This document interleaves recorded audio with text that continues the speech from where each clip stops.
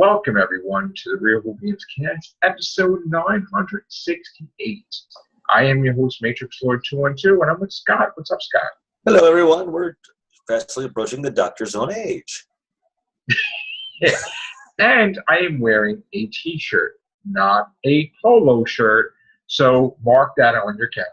All right. So anyway, if people do pay attention, he wears a shirt, he wears a t-shirt, okay. Anyway, what we're talking about tonight is the Master and Missy, which Missy is the Master. Yeah. First things first, I just want to clarify, there's a lot of things coming out that people are getting the idea that because Missy is going to appear with John Sims' Master. And I say John Sims' Master for a reason. I don't just say the Master for a reason. Because I say that because, and people believe, first I say that because Missy is the Master. Okay? John Sim is the Master. Now, people thinking that they're together, there's this thing going around that it's going to be revealed that she's the Ronnie. And I'm going to tell you that that is 100% false. The Ronnie wasn't friends. Now, I know it's not true, but I said it would be interesting if that turned out to be the case. I mean, that's as far as I've gone. I said it would be interesting if that was the case. But I do believe Missy is the Master either way. If you've watched every single appearance with the Ronnie, she's not the Doctor's friend. Oh, no. In fact, at one point in time, she tried not to be the enemy. She's like, look, just don't cross me. But, of course, he can't let things go. So then he becomes her enemy. But then it's like a thing where, yeah, you're my enemy, but we really don't have to engage. Until he kept screwing with her and saying you're evil and everything. And then she got to be so crazy that in the invention, the Dimensions in Time, which was the worst rendition of Doctor Who in history, and probably not canon anymore, by the way, she was like enraged, screaming like a lunatic, like I'm your villain type of thing. And I've got that on video. Yeah. And again, the Ronnie doesn't want to be friends. She wants to do a scientific research. And she was annoyed the fact the way the Master and him pretty much play off each other, so to speak. Yeah. Because that's what she pretty much stated in the time of the Mark of the Ronnie, right? Mark of the Ronnie, yeah. Time of the Ronnie is equal. Which is Colin Baker. Yeah. Episode, which she was first introduced. The Sixth Doctor. So again, it's not going to happen. So let's just not even entertain it because when people entertain that's the Ronnie. You got to think back to the Ronnie, and they weren't friends. I'm sorry, they weren't she couldn't be tripping over to try to be his friend. You referred to him as a fool, both of them. Right. Now, we do know that the Doctor and the Master were enemies when we saw John Pertwee and Roger Delgado. Now, the thing that gets confused is that in real life, John Pertwee and Roger Delgado were best friends. Oh, yeah. So people get this mixed up that the characters were best friends. Now, I know that Russell T. Davies had put it into canon that David Tennant had spoke to John Sim, and they were talking about how they were once friends. Yeah.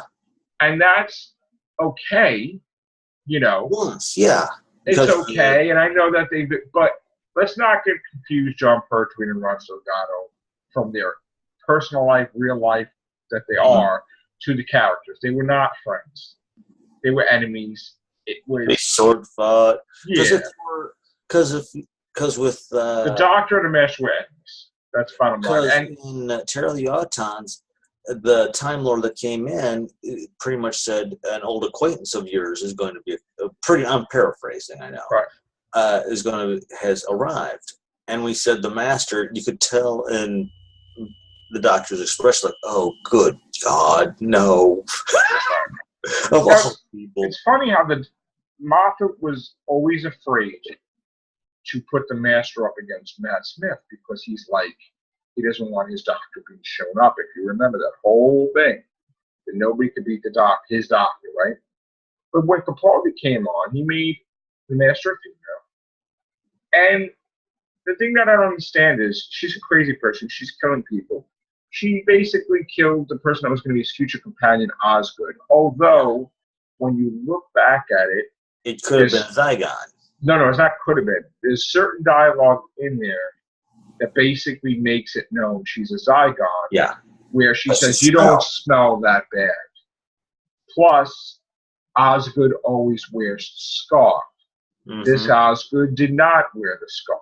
So, and that was the key, that the real Osgood wears the doctor's scarf because the curator was the doctor of the future, and that's the way it is. So, anyway, but to have him entrust Missy with Clara was really, like, for Moffat to write that was awkward because, you know, how could he trust that she wouldn't kill her outright?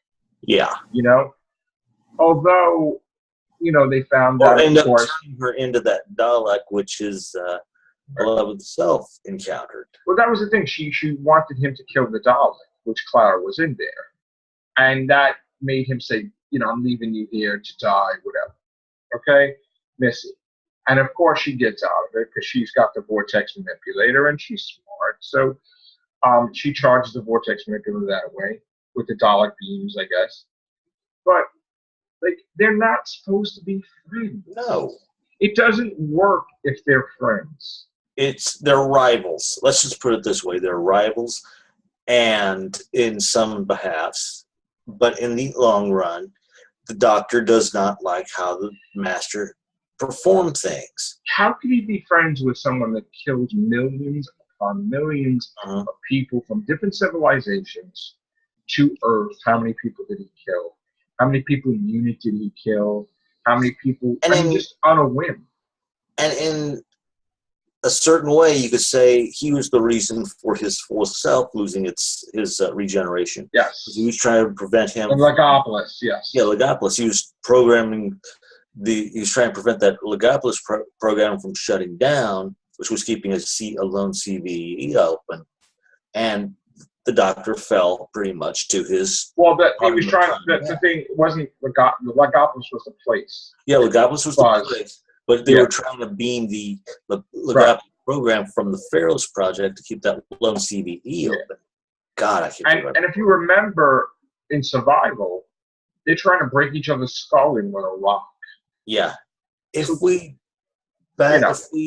will die like animals. If we battle like animals or something fight like animals, we will die like animals. And like nobody was saying you were my friend, how could you do this? Yeah. Not once. So, you know, I just have a problem with Moffat trying to do different things because then people get the wrong idea that they're going to be buddies. This is great. No, it's not great. No. And here's the drawback to what Moffat has done. Moffat has made it where the Centaurans are friendly from Strax and stupid and not a threat. He made it that the Silurians are allies and not villains. He made it that with Mark Gatiss originally that the Ice Warriors are good guys. So there's that one bad egg. Okay? He's made a good Dalek. He's made a good Cyberman. Handles. And Zygons. And he's making everyone good guys. Yeah, I mean, okay? Can we stop making fucking good guys? It's like he's writing off the original villains so he can then turn around and create new villains for Doctor Who. He even turned the fucking Silence into good guys. Yeah. That they were helping the 11th on Trenzalore. So, like, can we stop getting rid of our villain list? And let's just, they're villains, that's it. Yeah. And again, you may say, oh, make new villains. Well, these villains that we had are like 54 years old with the Daleks and Cybermen and all that stuff. And I don't have water. Hold on 1 second. Okay. Uh-oh. Just continue 1 second. But he's right. We've got the Cybermen who remain as villains. We've got Daleks that remain as villains. We need to keep villains. If it means something goes funky to where the Zygon thing turns around and gets snafu'd, the Silurians become that again. Now there were a rogue band of Ice Warriors that came back later on that were that was an enemy, but generally the Ice Warriors, who I want to keep, I'm sort of torn about them being villains and not villains. Villains have to be villains. Can't be. But they did look those and the Draconians were my two most favorite original villains. Yeah, so I got a little dust in my throat. I will say I do like how they updated it for for Cold War. That I thought was cool. I say no more heroes. Okay, you can't turn villains into heroes again. No. For 50 some odd years was the Daleks, was Cybermen. Yes, the Silence are new from New Who, but we can't have the villains be heroes, and we can't have Missy after killing. I never understood this. How and you can go from killing all these people to be a good guy. That's not. It's not in reality. You don't see a whole thing. What was that guy's name who plays Spock now in the new Star Trek thing? Because the guy from Heroes in the final season, he wanted to be a hero. He was tired of being bad. Oh, Skylar or whatever the heck his name is. Siler. What is it? Siler? Yeah, because Siler in the final season wanted to try to be good, and it's like he's trying to do that type of spell. You can't have someone it's like saying Charles Manson after killing all these people wants to be a good guy. Yeah, it's not realistic, and it doesn't happen. And they do these people in the comic books. They do it like they think it's the coolest thing. Like, yeah, Dr. Doom was a good guy. No, and just like Captain America's always been the Nazi and evil according to Secret Empire, which no. So the Master is evil. He is, yeah. That's it. Yes, he comes from the same university. He's evil. As the Doctor, the Prydonians, which killed people when he was a kid, I guess, are the most treacherous of the academies. But still, in the long run, the Master's villain. The Doctor is, depending on how you want to look at it, times just the good guy. So again, I have a thing where I just want people to understand this is my take on it. I'm not changing, and people are like, change. No, this is the way I have it. I'm not changing. If you disagree, that's fine. God bless you. But it makes Doctor Who trouble to write for if they're good guys and you have nobody for them to go against. And I'm sorry, but the new monsters that are being created, like the puddle monster and the emoji robots, won't carry Doctor Who for another 50 years. I do apologize for that statement, but you know what? It is true. You need strong villains and creatures like the Silence or the Weeping Angel or something to carry them over for the next. And you can't just keep creating new things. No, it gets old. It gets old real quick. If I could just bring an example of creating new things and how it didn't work. Lois and Clark, The New Adventures of Superman, was just creating all new stuff for the show. Mm-hmm. And they hardly ever had a Lex Luthor thing. They hardly ever had any villains for him to fight. I think the first 2 seasons they did, and then it got boring as F. Yeah. Okay? And people were like, and then when they did have somebody reoccurring, I think the only person was like Tempest or something. People were like, this is great, but it doesn't work. You need to have a villains list. Mm-hmm. Like Spider-Man has hundreds, so Batman's got his right. So you need to have, who your villains are, mm-hmm. and you know what stories you're going to tell, and it's a big universe. There's anything you could write about, and you could write different things, and nobody. It's always like narrow-minded the way they write these things. The problem right there, they don't allow the Doctor to explore the universe anymore. They keep him. I know there's some people going to say, but what about? He's frozen in time. He's frozen. See? So, anyway, yes, we want the Doctor to travel throughout the universe. Earth. It just said that he can't travel to New York, and that's all. And we didn't see anything you said because you were frozen in time. Oh, okay. Here, let me try this And again. you were like this. Oh, okay. I thought it was and then just. you said in New York, and people were like, Okay. There we go. Anyway, watch me freeze up again. A lot of people say, I was talking about how the Doctor never leaves Earth, and that's why he cannot explore the universe and find new things. Some people may make the same claim about the third Doctor, Pertwee, but there was an explanation for a reasonable explanation. They've never given a reasonable explanation of why the Doctor never leaves Earth. Yes, I mean, he has in this episode. Well, yeah. Here and there he does. Yeah. But in the long run, they overall, never say he can't leave Earth because of this. That's why I said they've explained why he can't travel to New York in the past. But other than that, there's too many problems going on in the universe that he needs to be there and not here. He needs to just be there and going and saving this civilization or saving this civilization. And the problem is that people think it's too difficult to create aliens or civilizations or cultures because they don't know how it's going to work and too much money. No, it is not. You could still look at the budget they initially had for Doctor Who. Even way back in the Hartnell through Troughton days, they made cracks about tinfoil monsters, and they still put out not 100%, but they were decent enough episodes. Right. They should definitely just try to do something different other than Earth. But then when we go off world, right? Don't, like the first time we go off world in a while, don't do something stupid like emoji robots. Like, really? I mean, when we saw in Rings of Akatan, yeah, that was awesome, right? And some people say but emoji robots? Like, really? We wasted it on that? You know, what about look at 42?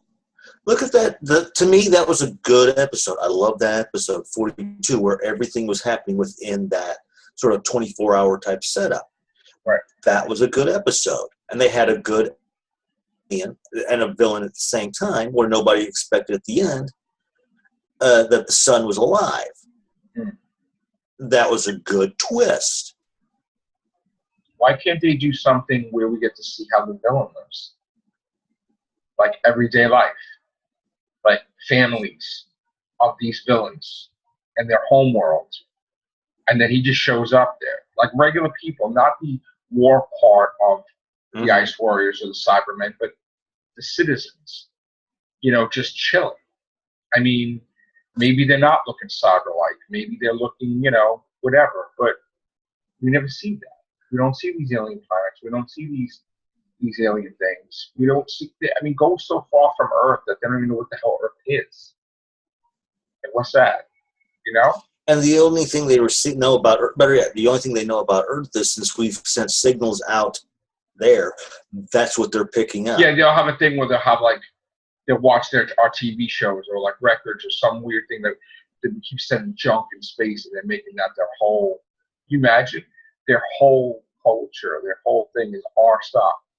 And it's based on whatever era they started listening to, like maybe let's say the time of the Lone Ranger.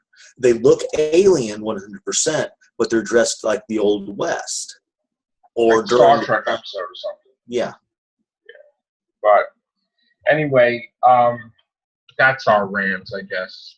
The Master's evil. We need to keep our villains, and stop trying to the rogues gallery check one off to make them good. Okay. Very good. On that note, we might do an everything show. Not sure. We'll see. Take care. Bye for now.